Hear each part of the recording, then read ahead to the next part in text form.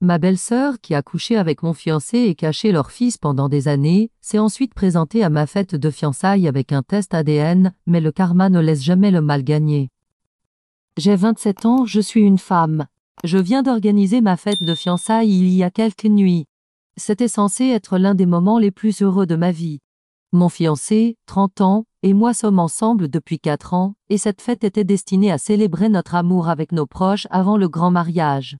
Nous avions loué une jolie petite salle, décorée avec des fleurs, prévu de la nourriture, de la musique, tout. L'organisation a demandé beaucoup d'efforts et je voulais que tout soit parfait. Mais comme à mon habitude, la malchance a frappé et tout a rapidement dégénéré. Pour vous donner un peu de contexte, j'ai une relation tendue avec ma belle-sœur. Appelons-la Cara, 32 ans. Nous n'avons jamais été proches, car elle a cette habitude de me blâmer pour chaque petit malheur qui lui arrive. Si elle perdait son emploi, c'était ma faute.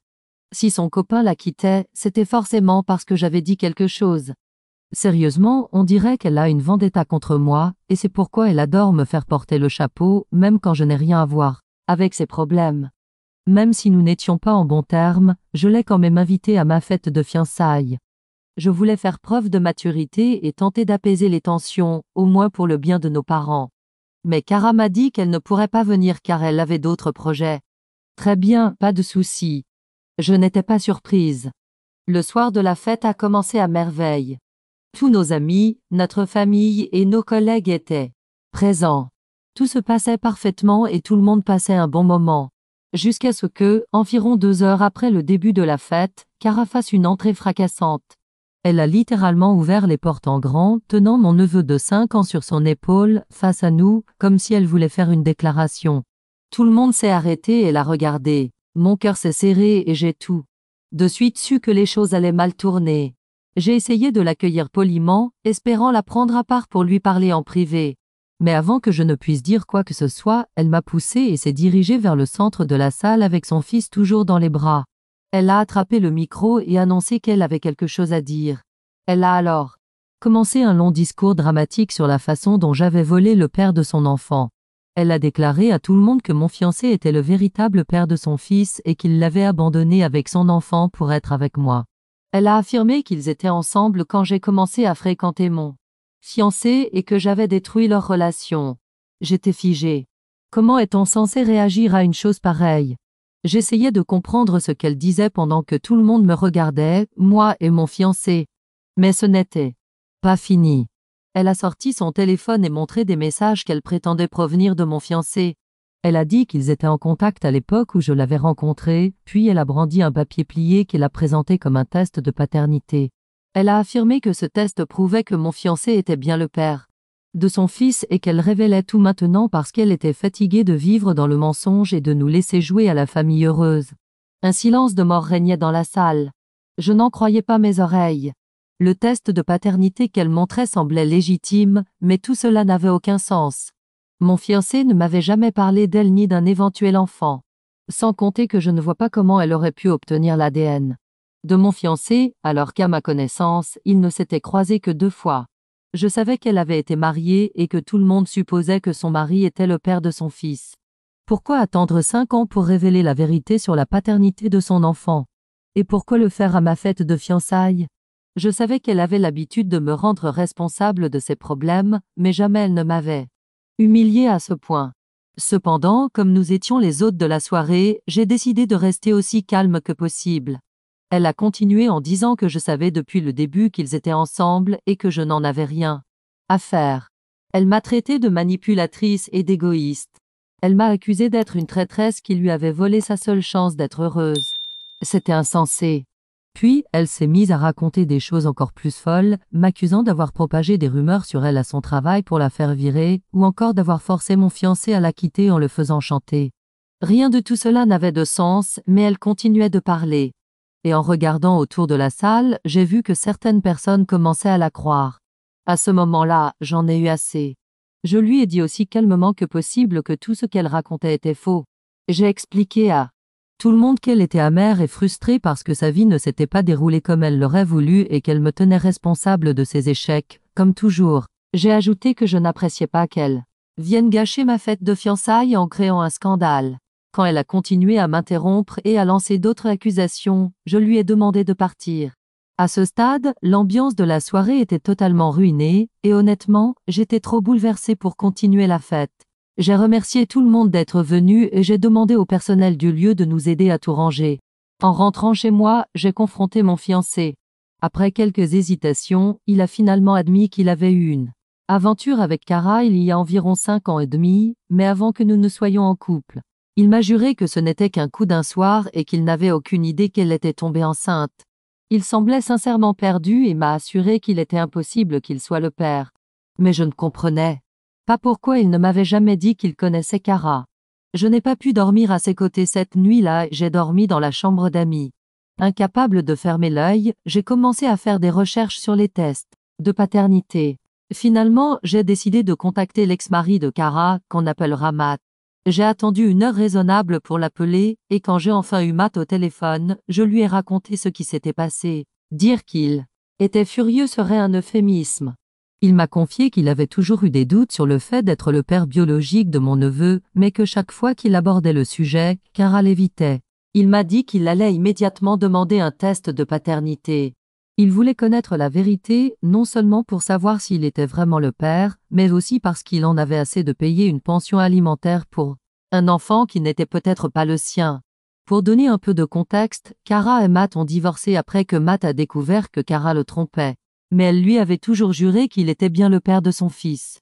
Il ne voulait rien avoir à faire avec l'enfant de toute façon, car cela lui rappellerait constamment son mariage raté, mais Cara l'a essentiellement traîné devant le tribunal et il a été condamné à payer une pension alimentaire assez importante.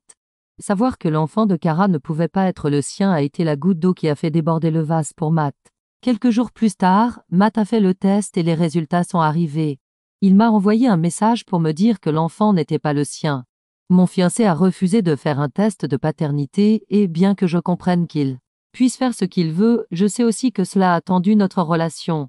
Il est terrifié à l'idée de ce qui pourrait arriver à nous deux si l'enfant était vraiment le sien, mais selon moi, notre relation est déjà en chute libre. Rien que le fait de savoir qu'il a été avec Cara me dégoûte. Mais revenons à Matt. Après avoir découvert qu'il n'était pas le père, Matt a intenté un procès contre Cara pour récupérer toutes les pensions alimentaires qu'il avait versées au fil des ans. Il a fait de sa mission de faire savoir à tout le monde qu'il n'était pas le père de mon neveu, y compris à mes parents et à la famille de Cara. Aujourd'hui, elle est dans une situation désespérée et personne ne veut l'aider. Cara a complètement perdu pied. Elle n'a cessé de m'envoyer des messages et de m'appeler depuis que Matt a demandé le test de paternité. Elle me reproche d'avoir ruiné sa vie et celle de mon neveu en contactant Matt. Elle dit qu'elle a galéré en tant que mère célibataire pendant des années et que la seule chose sur laquelle elle pouvait compter lui a été retirée par ma faute. Je ressens un peu de culpabilité, pour être honnête. Je voulais simplement avoir des éclaircissements sur ma relation. Je n'avais pas l'intention de lui compliquer la vie. Mais en même temps, je ne peux pas entièrement me sentir responsable de ce qui lui arrive. C'est elle qui a ouvert cette boîte de Pandore en faisant un scandale à ma fête de fiançailles. Je me demande quand même suis-je la méchante dans cette histoire pour avoir impliqué l'ex-mari de ma belle-sœur dans l'accusation qu'elle a faite contre mon fiancé. Certains de mes amis pensent que j'aurais dû convaincre mon fiancé de faire le test de paternité et laisser Matt en dehors de tout ça, pour que Cara puisse au moins continuer à élever mon neveu avec les ressources dont elle disposait. Maintenant, je me demande si j'ai fait le mauvais choix. Marquise à jour 1. Salut tout le monde. Merci pour tous vos commentaires et votre soutien sur mon post initial. J'essaie encore de digérer tout ce qui s'est passé. Beaucoup d'entre vous avez des questions sur ma relation avec ma belle-sœur, mon fiancé et les conséquences de ma fête de fiançailles. Je vais donc vous donner une mise à jour. D'abord, laissez-moi clarifier ma relation avec ma belle-sœur. Comme je l'ai dit précédemment, nous n'avons jamais été proches. En grandissant, elle était toujours en compétition avec moi. Tout était une compétition pour elle, alors que je ne le voyais pas du tout de cette manière. Elle a cette façon de toujours se faire passer pour la victime et de rejeter la faute sur tout le monde, surtout sur moi. J'ai essayé d'être la plus mature possible au fil des années, mais c'est épuisant. Quand son mariage s'est effondré, elle a fait un énorme scandale et m'a tenu responsable, alors que je n'avais absolument rien à voir avec ça.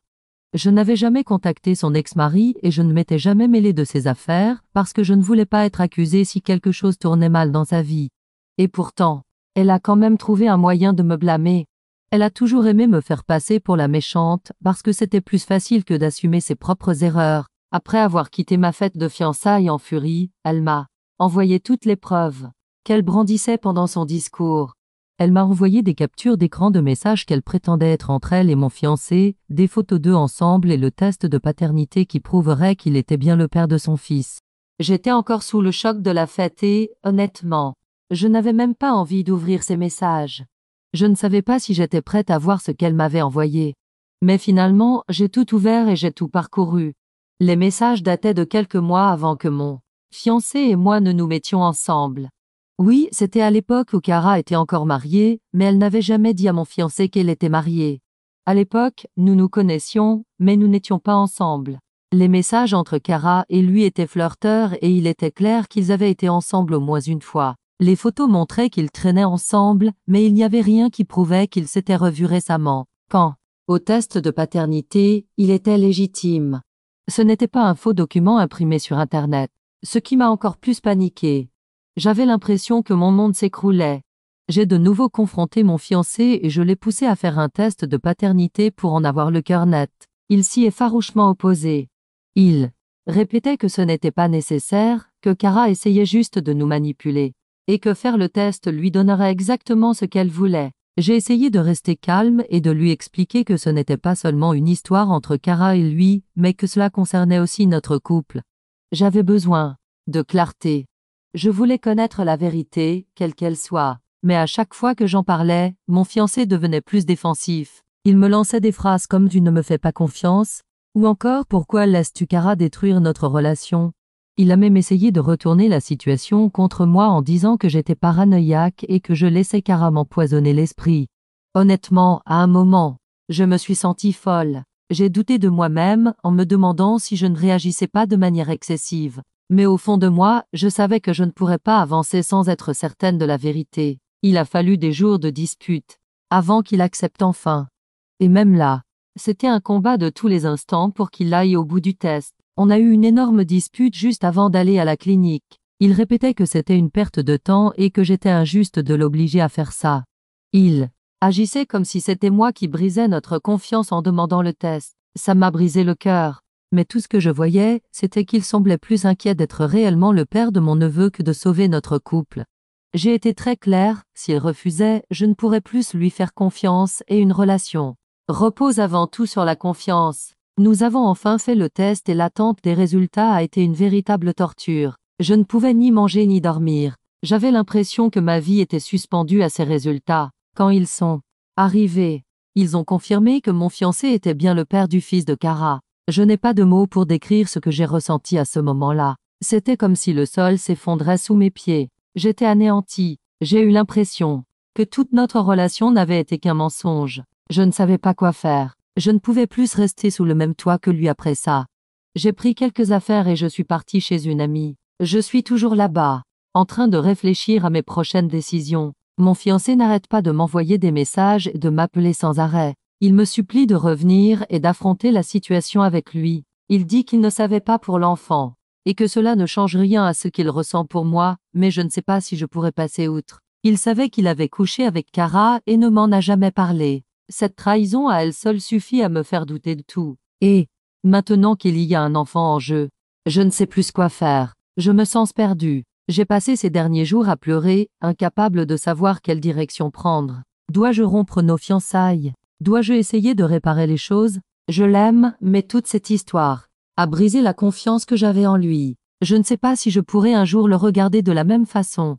Il a un enfant avec ma belle-sœur, et c'est un rappel constant de tout ce qui s'est passé. Comment suis-je censée gérer ça? Quant à Cara, les choses ne vont pas bien pour elle non plus. D'après ce que j'ai entendu, Matt a engagé un avocat très cher et réputé pour gagner ses procès. Il ne lui facilite pas du tout la tâche. En plus de demander à Cara de rembourser toutes les pensions alimentaires qu'il lui a versées, l'avocat a aussi réévalué ses finances et découvert qu'elle n'était pas apte à s'occuper d'un enfant. Les services sociaux CPS se sont impliqués et mon neveu a été temporairement placé sous la garde de l'État. Ma mère et mon beau-père ont réussi à obtenir la garde temporaire, donc il est en sécurité, mais Cara est en plein désespoir. Elle s'est donnée pour mission de dire à tout le monde que c'est de ma faute si son fils lui a été retiré. Elle n'a pas cessé de m'envoyer des messages et de m'appeler pour me rappeler à quel point je suis une horrible personne. Elle continue à m'accuser de lui avoir volé son bébé papa, donc elle n'est pas vraiment désolée pour ce qu'elle a fait. Honnêtement, je suis submergée par tout ça.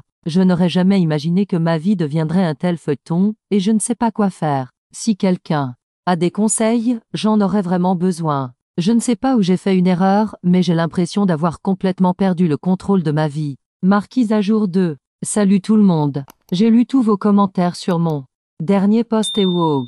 Merci infiniment. Ça m'a vraiment aidé d'avoir autant de points de vue différents. J'avais besoin de ce coup de pouce pour reprendre mes esprits et savoir quoi faire ensuite. Après avoir pris quelques jours pour réfléchir, j'ai enfin décidé de rentrer chez moi et d'avoir une conversation sérieuse avec mon fiancé. Quand je suis revenue, ça n'a pas été facile. Nous nous sommes assis et je lui ai dit exactement ce que je ressentais. Je lui ai expliqué que ce n'était plus seulement une histoire entre lui et Kara, mais que cela concernait notre relation et l'avenir que nous étions en train de construire ensemble. Voir les résultats du test de paternité a brisé quelque chose en moi. Je lui ai dit que même si je l'aimais, je ne voyais pas comment nous pouvions avancer en sachant qu'il avait un enfant avec Kara. J'ai toujours voulu rester sans enfant et cette situation m'a encore plus confirmé que je n'étais pas prête pour une vie où son enfant et Kara feraient toujours partie du tableau. S'il voulait être un père pour mon neveu, je n'allais pas l'en empêcher, mais je savais que cela signifiait que nous ne pourrions pas être ensemble comme je l'avais espéré.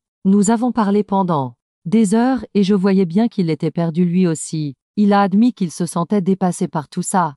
Il m'a dit qu'il avait été pris de court par les résultats du test et qu'il ne s'attendait pas à ce que cette nuit avec Kara lui revienne en pleine figure. Il m'a dit qu'il n'avait jamais voulu d'enfant non plus, mais que, maintenant qu'il savait qu'il avait un fils, il ne pouvait pas l'ignorer. Et honnêtement, je respecte ça. Je comprends. Ce n'est pas la faute de l'enfant, et mon fiancé ou ex-fiancé, je ne sais même plus comment l'appeler, essaie de faire ce qui est juste, mais la vérité, c'est que je ne pense pas pouvoir faire partie de cette histoire. À la fin de notre conversation, nous avons décidé de mettre le mariage en pause. Nous avons tous les deux convenu qu'il ne serait pas logique de se marier avec autant de problèmes non résolus entre nous. À la place, nous allons essayer une thérapie de couple pour voir s'il y a encore un chemin à suivre pour nous. Honnêtement, je ne me fais pas trop d'illusions, mais au moins j'ai le sentiment de faire tout mon possible pour prendre la bonne décision. Si rien d'autre, je veux pouvoir partir en me disant que j'ai tout tenté. Quant à Kara, la situation dégénère complètement de son côté. Comme je l'ai dit,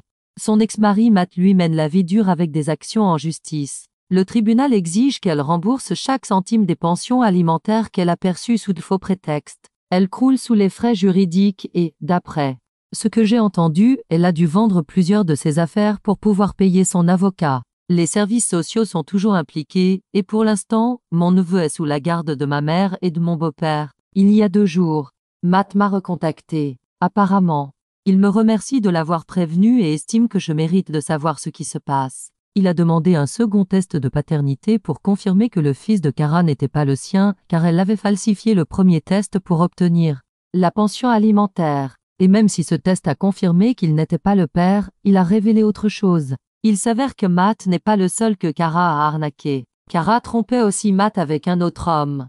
En plus de mon fiancé, elle ne demandait rien à mon fiancé parce qu'il venait de lancer son entreprise et n'était pas assez riche. Elle recevait secrètement des pensions alimentaires d'un autre homme en même temps qu'elle encaissait celle de Matt. Ce deuxième homme ignorait totalement qu'elle touchait déjà de l'argent de Matt et lui envoyait une bonne partie de son salaire. Non seulement cela, mais il était aussi très impliqué dans la vie de mon neveu et a été la seule vraie figure paternelle qu'il ait connue. Kara a manipulé les 2 hommes pendant des années en alternant les discours sur les difficultés d'être une mère célibataire pour couvrir ses traces. J'ai encore du mal à comprendre comment elle a pu croire qu'elle s'en tirerait, mais la justice a découvert la vérité et maintenant, Matt et l'autre homme s'associent pour la poursuivre en justice. Kara n'est pas seulement poursuivie pour fraude, elle risque aussi la prison. Et ce n'est pas tout, l'autre homme se bat maintenant pour obtenir la garde de mon neveu. Il affirme qu'il a assumé le rôle de père et versé des pensions alimentaires en pensant que l'enfant était le sien. Et, comme le père biologique, mon fiancé n'a jamais été impliqué, le tribunal semble être en sa faveur.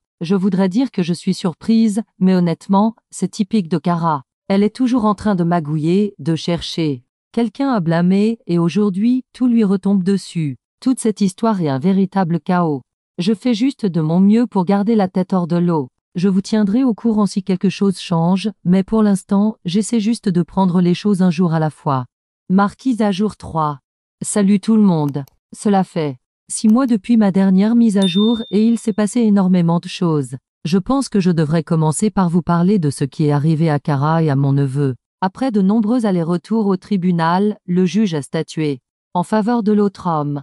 Celui que Kara arnaquait en même temps que Matt. Il a obtenu la garde exclusive du fils de Kara. D'après ce que j'ai entendu, c'est un homme bien. Et comme il a toujours été présent dans la vie de l'enfant, le tribunal a estimé qu'il était dans l'intérêt du petit de rester avec lui. Mon neveu vit désormais avec quelqu'un qui se soucie vraiment de lui, et honnêtement, je pense que c'est le meilleur résultat possible. Kara, en revanche, a été inculpée pour fraude après avoir touché des pensions alimentaires de la part de Matt et de l'autre homme en même temps. Elle a été reconnue coupable de fraude à la pension alimentaire et de fausses déclarations. Heureusement pour elle, elle n'a pas écopé de prison. Elle a seulement été condamnée à rembourser tout l'argent qu'elle avait pris aux deux hommes et à effectuer des heures de travaux d'intérêt général. Honnêtement, je suis surprise qu'elle soit sortie aussi facilement, mais ce n'est plus mon problème. Elle fait enfin face aux conséquences de ses actes, et c'est tout ce qui m'importe. Concernant ma relation avec ma famille, les choses sont encore tendues. Ma mère et mon beau-père sont toujours déçus que je ne sois pas intervenue pour aider à obtenir la garde.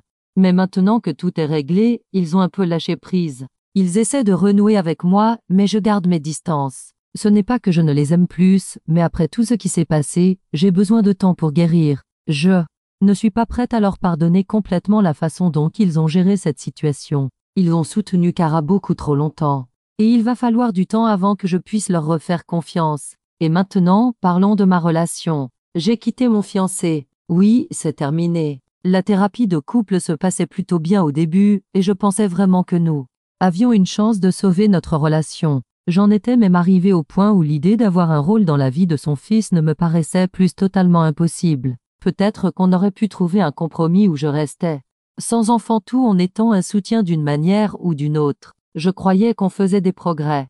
Jusqu'à ce que Kara s'en mêle encore une fois. Une nuit, elle est venue chez moi. Il était tard, j'étais en train de me préparer à aller me coucher quand j'ai entendu quelqu'un frapper violemment à la porte. J'ai ouvert et elle était là, avec un regard complètement fou. Elle est entrée de force et a commencé à accuser mon fiancé d'avoir toujours su qu'il était le père de son fils. Elle disait qu'il s'était tu parce qu'il ne voulait pas ruiner notre relation. Je n'arrivais pas à croire ce que j'entendais. J'ai essayé de lui répondre, de lui dire qu'elle se trompait, mais elle refusait même de me regarder. Elle n'arrêtait pas d'assister pour qu'il avoue tout, qu'il dise enfin la vérité. Et lui, qu'a-t-il fait?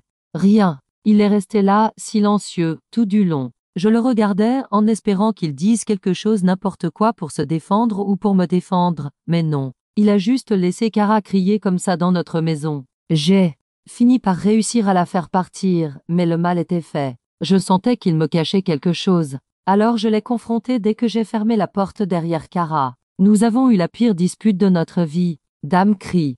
Des larmes, une véritable explosion. Et à la fin, il a avoué. Il m'a dit qu'en réalité, il savait qu'il était le père depuis longtemps. Il l'a appris dès le premier dîner qu'il avait eu avec ma famille, le jour où il a revu Kara.